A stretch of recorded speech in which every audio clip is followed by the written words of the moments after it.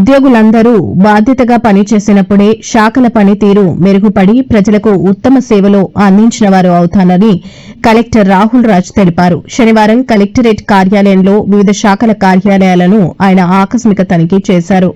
Revenue కార్యాలయంతో పాటు outward, inward section, ఖజానా శాఖ కార్యాలయం, ఎన్ఐసి కార్యాలయం తనిఖీ, హాజరు పట్టికని పరిశీలించి 11:30 అవునా కొంతమంది సిబ్బంది విధులకు రాలేదని ఆగ్రహం వ్యక్తం చేశారు.